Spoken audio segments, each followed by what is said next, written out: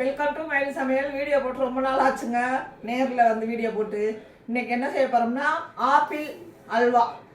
கோதுமை அல்வா பார்த்துருப்பீங்க, சவரிசி அல்வா கூட பார்த்துருப்பீங்க. ஆப்பிள் அல்வா பார்த்துருக்கீங்களா, கேட்டிருக்கீங்களா? இன்றைக்கி நம்ம அதான் செய்ய போகிறோம்.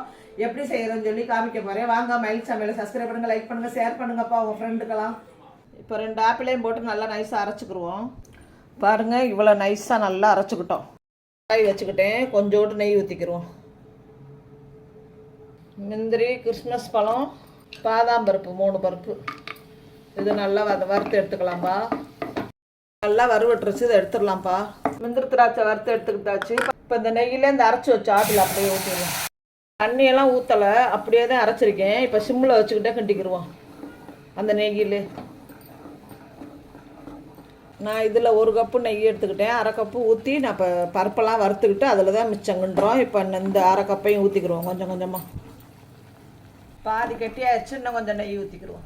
இப்போ தான் நல்லா ஒட்டாமல் வருது. இன்னும் ஒரு 5 நிமிஷம் நல்லா கிண்டிக்கிடுவோம். நம்ம 1 கப்பு ஆப்பிள் விழுது இருந்துச்சுன்னா அதே அளவுக்கு சர்க்கரை போட்டுக்கிடுவோம்பா.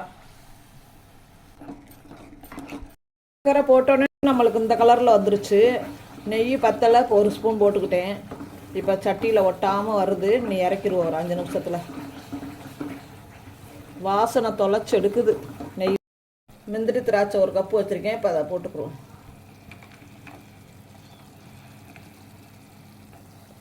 ஆப்பிளில் தான் செஞ்சேன். யாராவது நம்புவாங்களா? எவ்வளோ சூப்பராக இருக்குது பாருங்களேன். நான் கலர்லாம் போடலை, நம்ம சுகர் மட்டும்தான் போட்டிருக்கோம். செம்ம கலராக இருக்குது. முந்திரி திராட்சை நிறையா போட்டிருக்கேன். சாப்பிட ரொம்ப டேஸ்ட்டாக இருக்குது. இதே மாதிரி நீங்களும் ட்ரை பண்ணிவிட்டு மயில் சமையல் சப்ஸ்கிரைப் பண்ணுங்கள், லைக் பண்ணுங்கள், ஷேர் பண்ணுங்கள்.